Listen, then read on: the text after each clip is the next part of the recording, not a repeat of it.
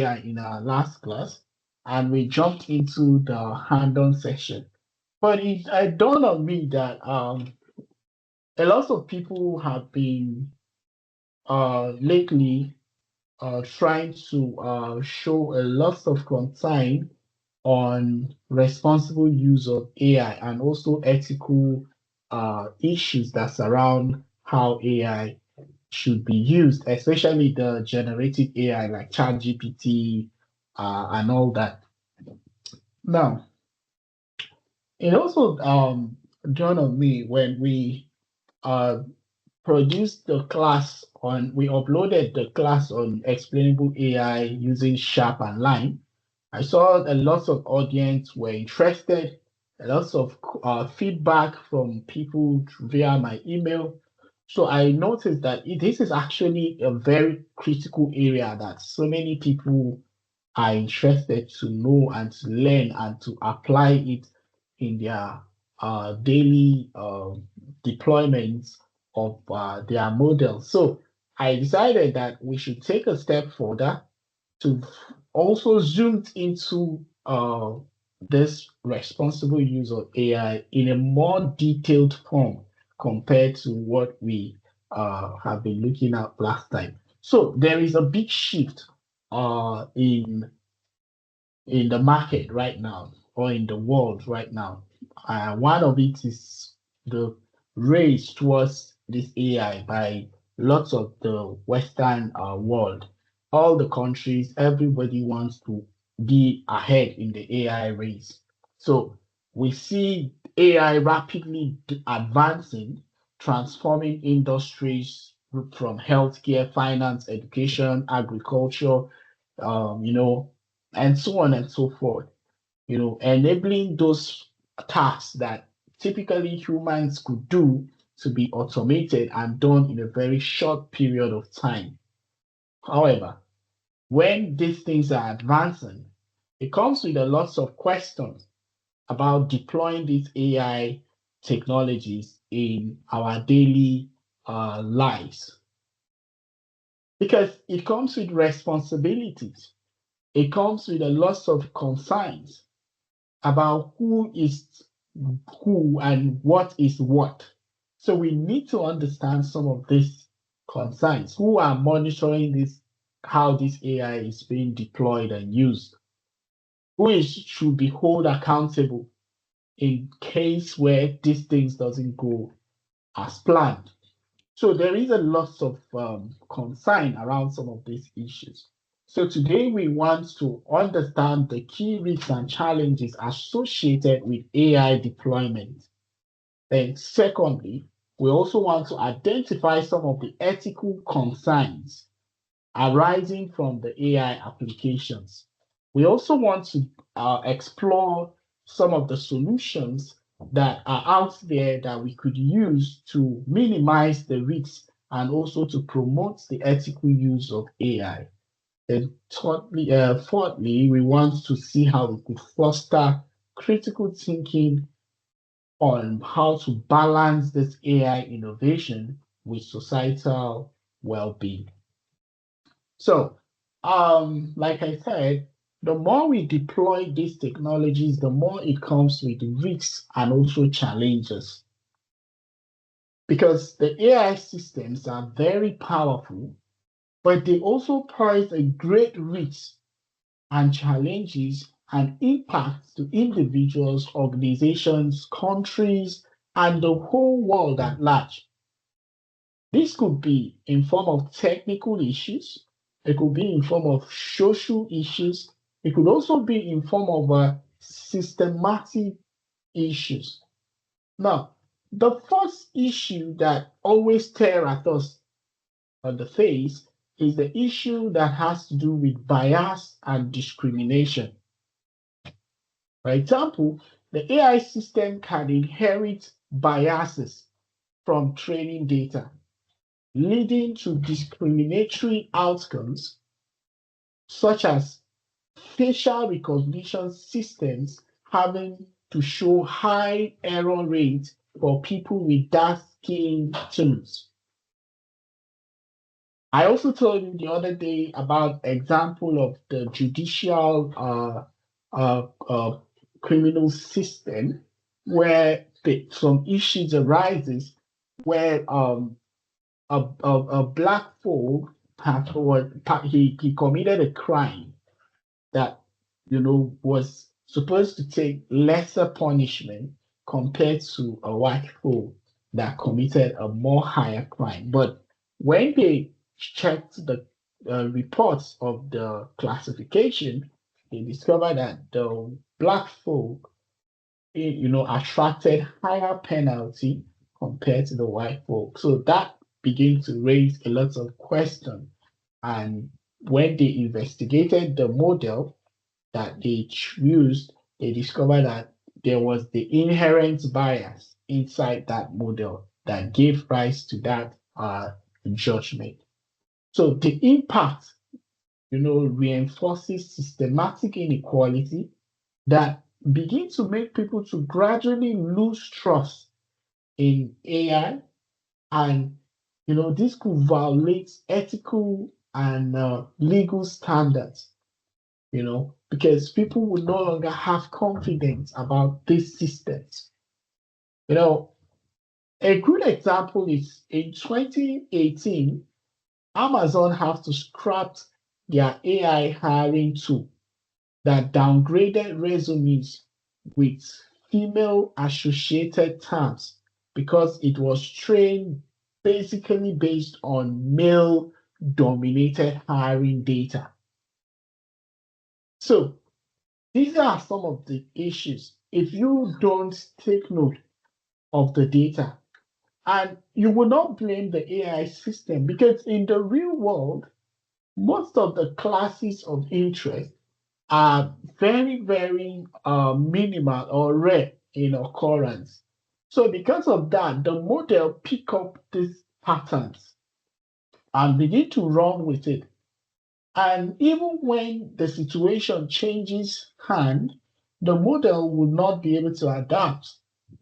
So the model will begin to have dish out much errors or false positives, and that begins to compromise the system. I picked this word from a text called sorry, the text called "The Weapon of Math Destruction," not math destruction, like mathematics. So, um, the author of the book made a comment that actually caught my attention. She said, like God, these mathematical models were opaque, their workings invisible to all but the highest priestess in their domain. Mathematicians and computer scientists, their verdicts, even when wrong or harmful, were beyond dispute or appeal, and they tended to punish the poor and the oppressed in our society, making the rich richer. Party noise. Now, you see, what she was pointing out is that these models, the people working behind it could be wrong. And when this whole thing gets out there, it becomes a burden to the society. And those that bears the larger portion of the burden are the common masses that are not supposed to bear the burden. For example, we saw recently the JAM controversies. When the JAM results came out, and I talked about it last week, that how could you have an exam that 75 to 80% of your students score below the cutoff mark of 200? That's wrong. And when the people came out saying God proposed, man proposed, God disposed, or something, and I was like, this is rubbish. You have to investigate your system. Something is wrong. You cannot have this kind of massive failure and you glorify it and justify it. Like I said, APC never accepts blame. Whenever somebody come out to tell them you are wrong, instead of them to retract back their step and look at it and say, truly we are wrong, they will begin to justify their mediocrity. That's wrong. That's completely not how it's supposed to be. You can't be the judge in your own case. You have to allow the referee to see the game outside the pitch. So we begin to see the impact of what they did. A girl lost her life. She went and committed suicide.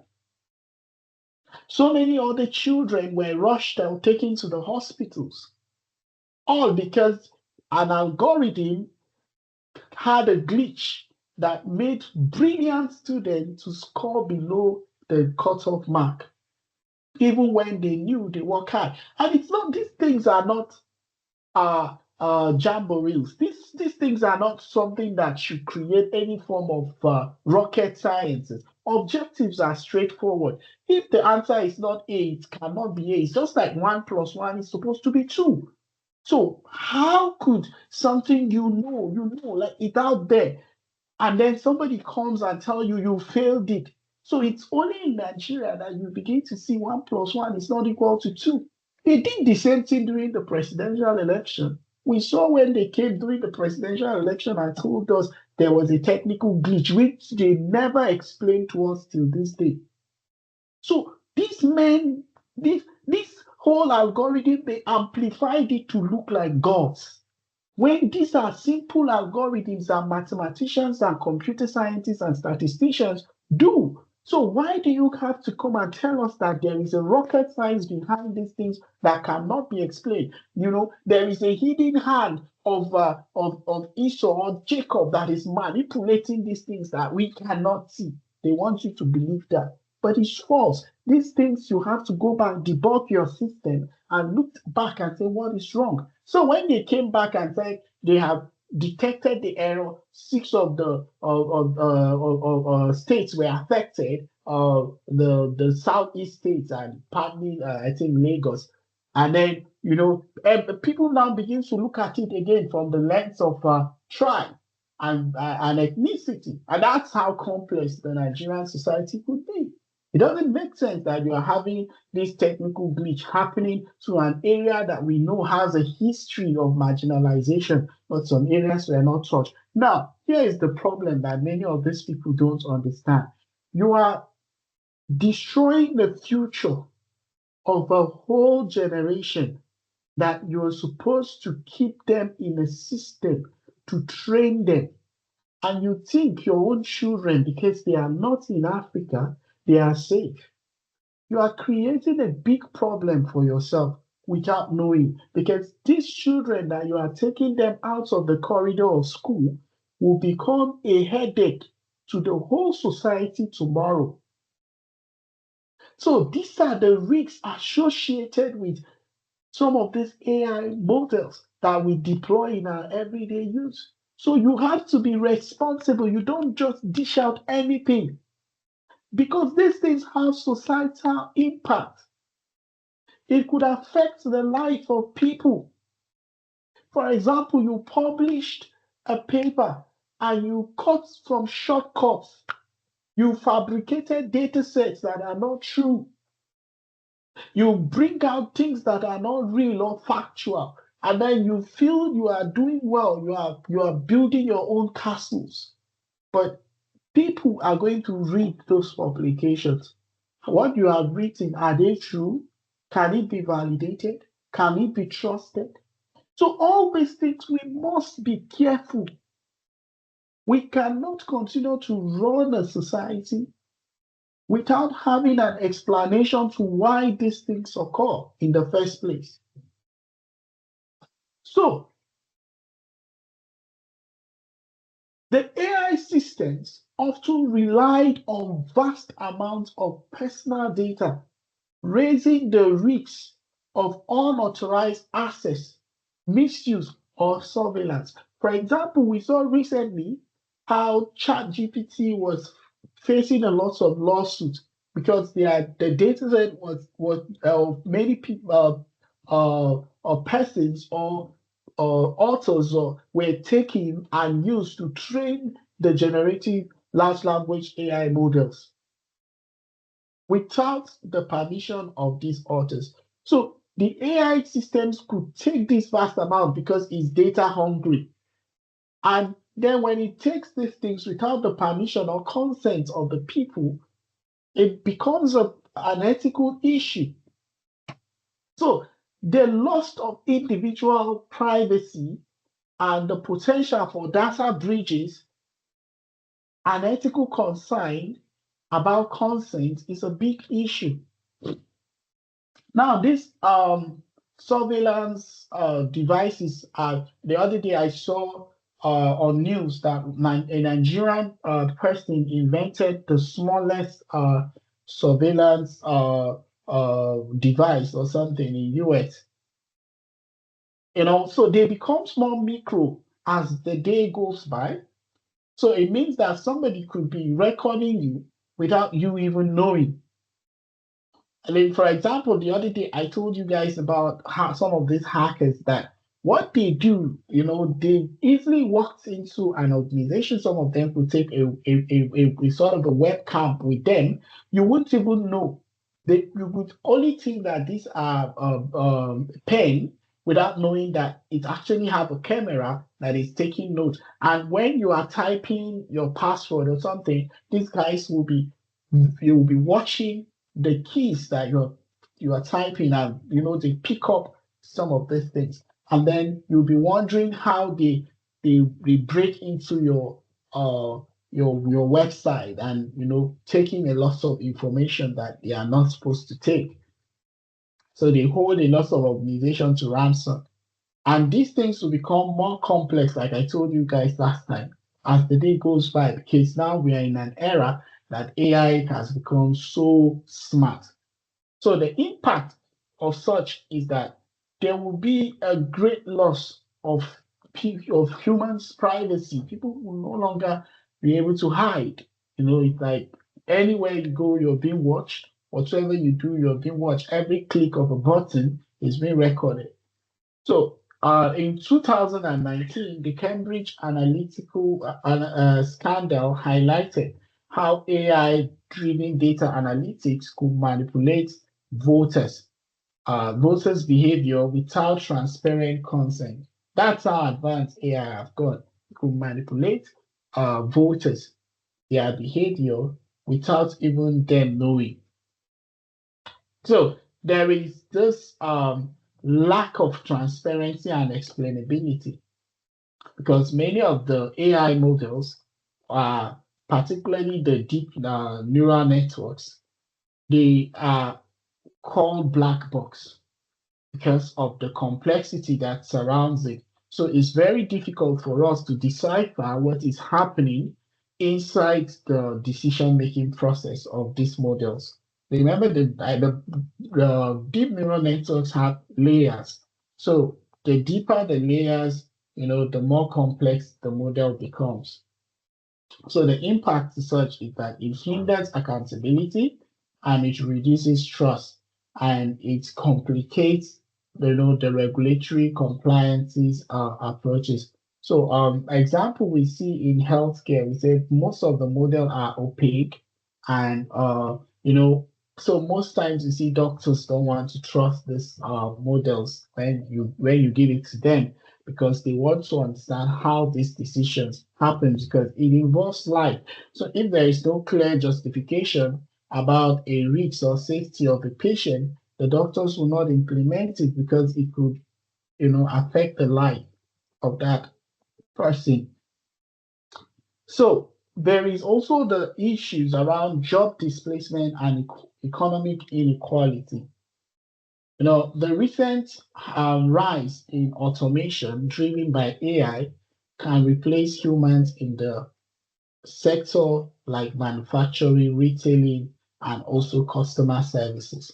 Now, many of them build chatbots, and then these chatbots engage people, and then they feel there is no reason to keep the persons there. because you will not need to pay the chatbot or the AI agent. You just have somebody to oversee what is happening, and you could let the human beings that are working on it to go. So the automation driven by AI could remove people in this critical area. So I think I repeated that twice.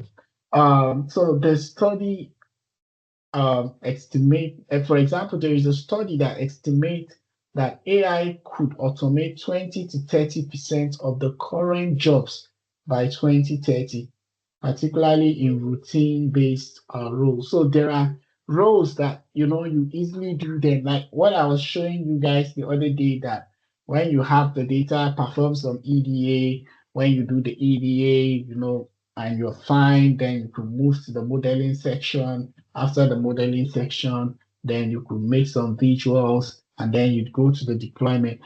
You can decide to automate this process. So with one click, the AI does everything for you. You don't need to come and be doing all those things for yourself. So by the time the AI can do that, then you feel, oh, you don't need the data scientists to be behind it again. You can easily replace them. So you see ChatGPT helping people with analysis, data analysis, and all that. So most of these tasks that is routinely done, human beings can be replaced easily by the AIs. Now, there is also issues around security risks.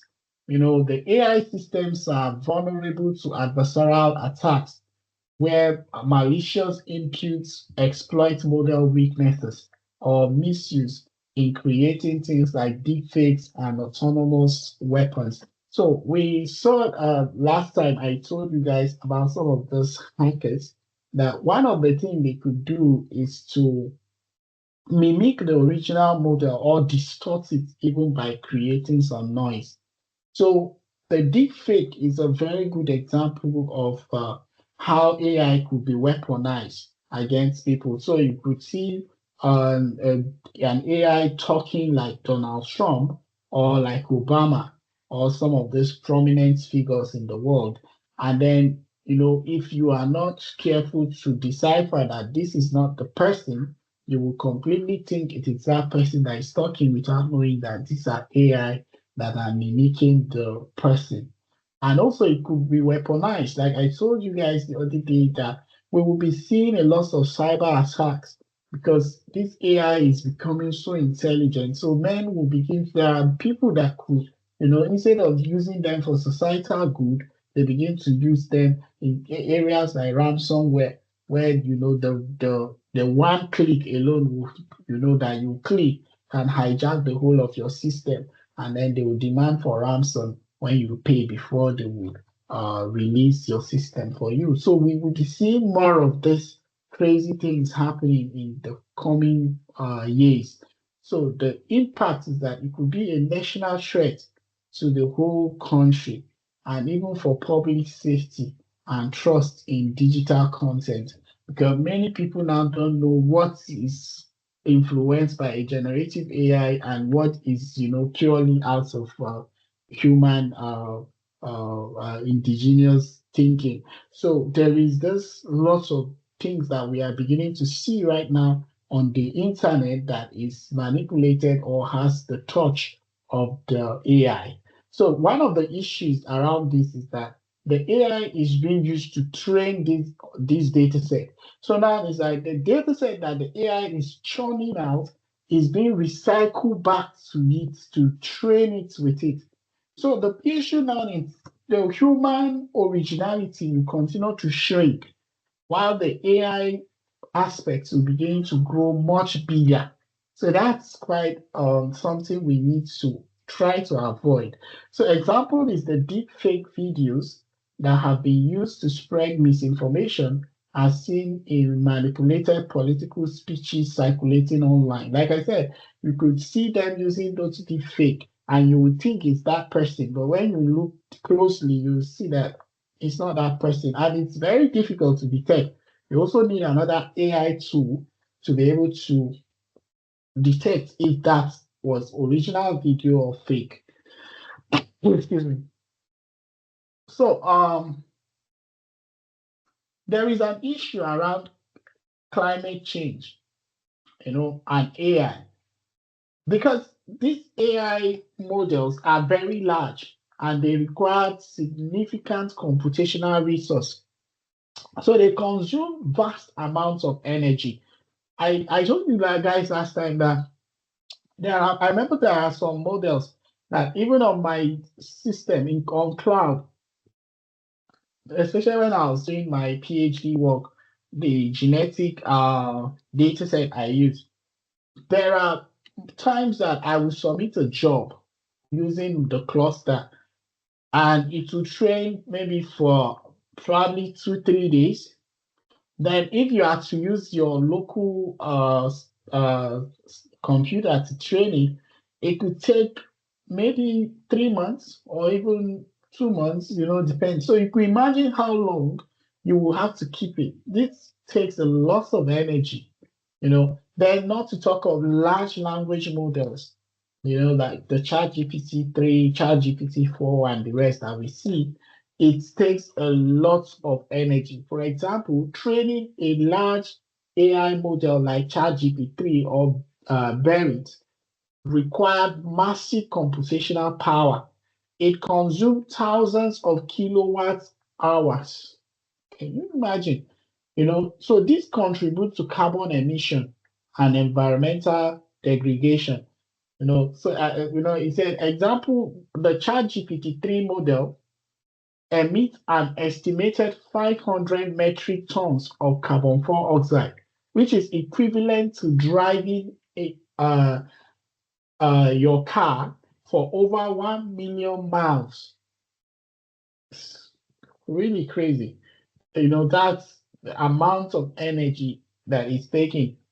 Then there is the issue around data centers powering these AI models also contribute to significant effects greenhouse effects, emission of this greenhouse gas, especially powered by non-renewable energy sources. So it's really, really an issue. I remember the last wildfire in California side of the US. Many and Hollywood also, many people were accusing the wildfire spread that the AI generative AI companies were they were contributing because one of the dam that is used to cooling the AI system, it ran dry. So when the fire service guys came, they discovered that there was no water. It has already dried up. And so those guys were like, because the AI guys were the one using it for their cooling system, so that actually have a lot of negative effects. So the AI is becoming intelligent, but this matter that is becoming is using up a lot of energy, and that's quite an issue. So the model size, however, is not equivalent to intelligence. Large models are not always better. There is often a diminishing return in accuracy versus environmental challenges.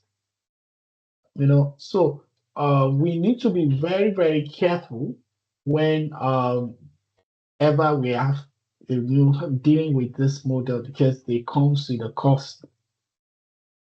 So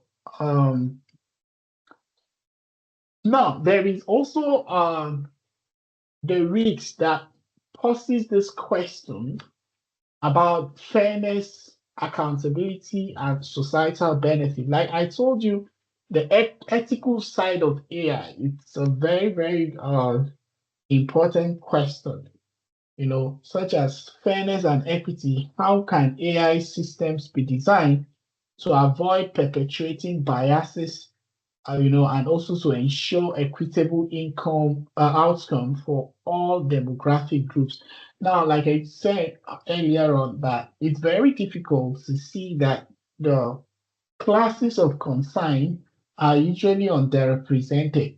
So sometimes it's difficult to have a balanced classes, especially in multi-class problem. So we need to find a way to make these outcomes to be balanced before we train the data set, because the situation can flip when you deploy the model. When you deploy it, you will see that rare occurrences suddenly gone up and begin to happen. For example, nobody really saw the COVID coming.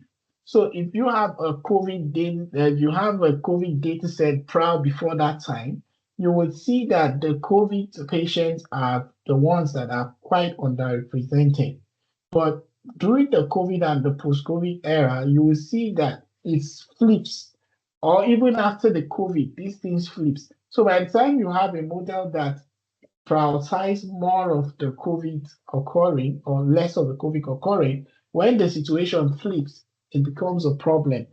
Then accountability, who is responsible when AI systems causes harm? Is it the developers? Is it the deployers? Or the users should be the one bearing the brunt of this issue? Because as it is now, most of the time, the cost passed on to the users. But is it the user's fault? Because the users didn't create these machines. They only engage with it. So should they be the ones to always carry the blame for the misbehaviors or the lack of putting into some of consideration some of these scenarios by experts when designing this model? So who do we hold responsible? Is it even the government or civic society? So autonomy and consent. AI systems make decisions impacting individuals. For example, the credit scoring, criminal justice systems may undermine human autonomy. Like I said, these things we need to be very careful when we are relying on the AI to make decisions for us. We have to make sure we are fully aware of the consequences of the things that AI is doing. So there is also another very important area that has to do with misuse and dual concerns of AI. AI technologies are inherently dual use, meaning that they can serve both beneficial and harmful purposes, depending on how they are deployed. This raises serious, significant ethical and security concerns. For example, AI technologies like facial recognition, gap analysis, and predictive policing are increasingly deployed for mass surveillance, often without public knowledge or consent.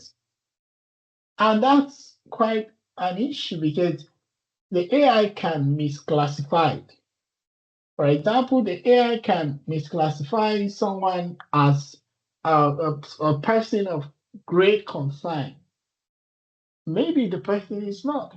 Maybe the model was trained to recognize, for example, terrorists dressed in a certain way, especially those ones that you see there from different terrorist organizations.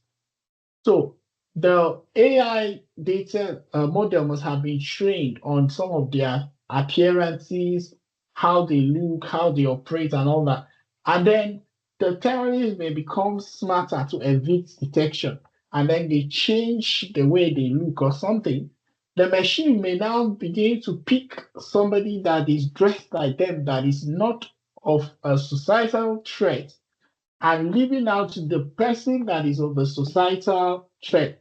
Like the other day, I heard the Niger state governor in Nigeria saying that anybody that has a dreadlock or something, they should arrest the person that had beard and dreadlocks. They should arrest the person and all that. But when you look at it, is the appearances of someone with dreadlock really a threat to the society? So you need to ask yourself some of these questions. You need to now know what constitutes a threat to the society. How do those people even appear? Because some of them can look so innocent, you cannot even be able to detect them and it could go about causing harm. So we need to put a lot of things into consideration when we deploy these things. And also the lack of public consent. The public will not know that this kind of thing is actually taking information about them. So the autonomous weapon or lateral autonomous weapon systems laws can be another very important issues because the AI can be embedded in drones, in missiles, and robots capable of identifying and attacking targets without human interventions. So again, these things could strike the wrong people. We saw it with the Nigerian Air Force last time, where there was a concern about them, hitting civilian populace. Not just one, but two, three. So many times we see this kind of mistakes being done. So we must be very, very careful when we are deploying these autonomous weapons that are built with AI. Example, we said a guided drone with facial recognition or thermal imaging, fire and forget systems with no human in the loop this could be a very great concern. And I remember I read of what happened during the Cold War or something, where the Russian general also they picked up a signal, in the submarine stuff. And when the signal came, they thought that it was the Americans that wanted to attack them. So the general wanted, he called the base and he was giving the go ahead to strike, and that would have automatically triggers the Third World War. But they said the general used this initiative and said, no, this wouldn't have been the Americans. So judging by the whole situation and all that, he has to shut down the system. Now imagine if it were an AI that was behind that decision making process, not a human being. The AI wouldn't have said, okay, let it recall and think about this whole thing like the way the general did. He could have go ahead to strike because the AI is always either white or black, either red or green. It's just this logic that it makes its decision based on. So by the time this it doesn't meet those thresholds, the AI would have reacted, and that would have triggered a global disaster. So we need to be very careful because these technologies developed for innocuous uses, e.g., for image classification, can be repurposed without your consent. You know, so the risks, the accidental escalation in conflict zones, lack of accountability for civilians harmed, or war crimes, arm race among nations to deploy faster and less accountable systems. It could be a very big concern. Then there is the issue around transparency versus proprietary interest. There is always this tension between AI transparency and proprietary interest, you know, at the intersection of ethics, business strategy, and public accountability. Most of the time, the open source help us to be able to see how these organizations are able to build this model, how the decisions were made. But now they also have to protect their interests because their competitors may likely look at what they have done and repurpose their own model to fit in. So this kind of trade-off between transparency and proprietary issues, copyright and the rest, is a very big concern. So on one hand, transparency is essential for building trust, enabling accountability, and also detecting potential harms like biases, unfairness, safety risks.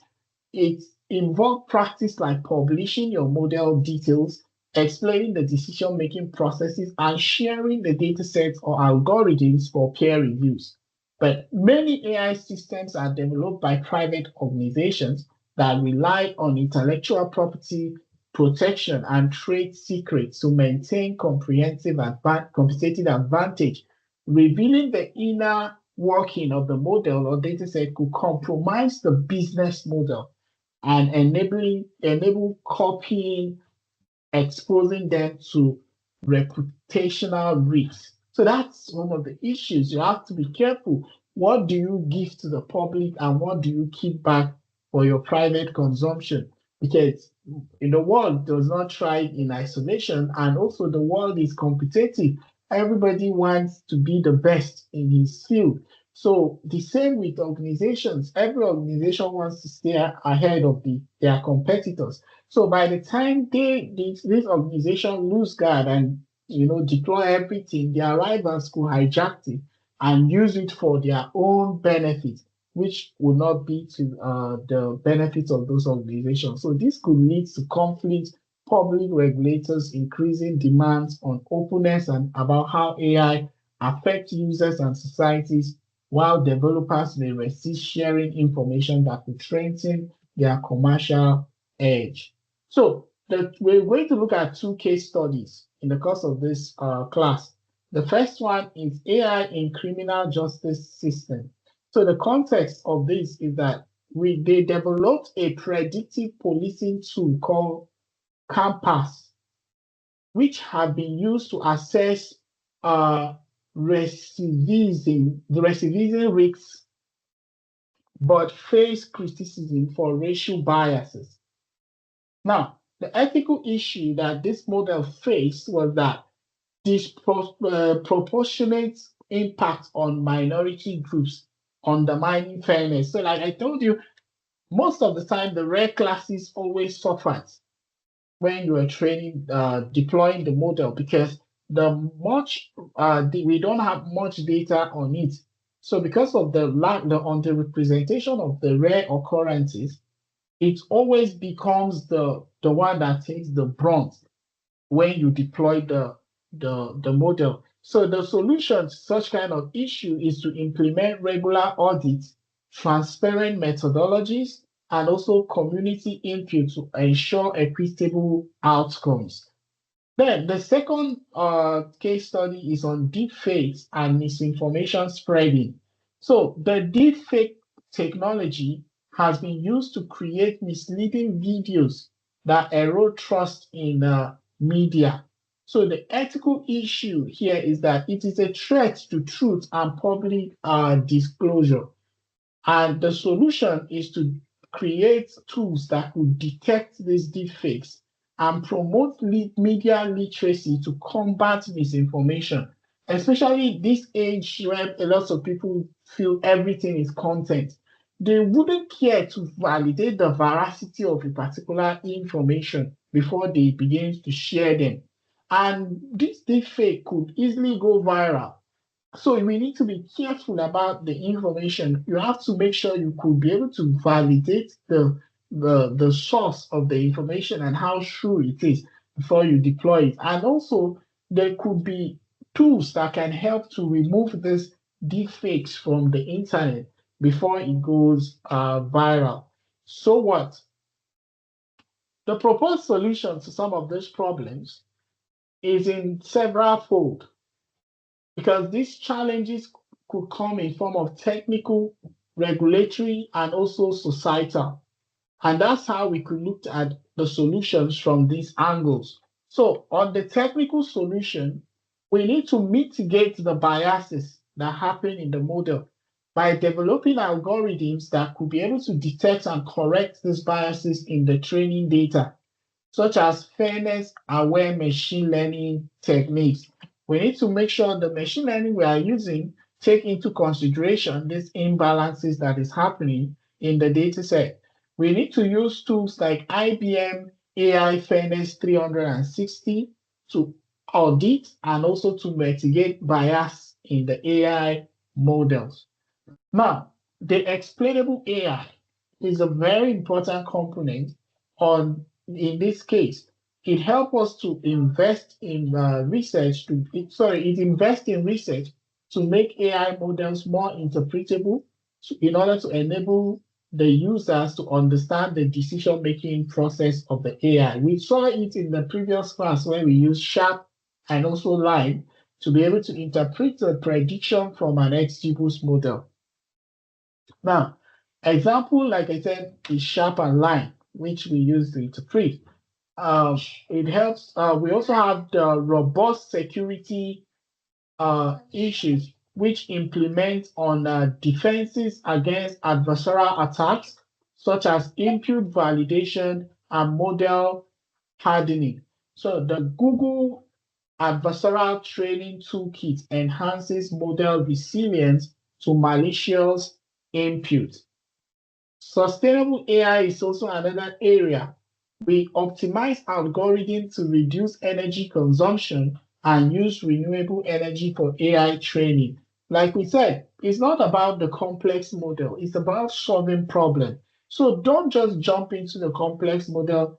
Always explore the simpler model before you jump into the complex model. Regulatory and policy issues. Now, a solution, sorry. There is the global standard and regulation that is established by the international guidelines for ethical AI development, such as the EU AI Act, which classify AI systems by risk level.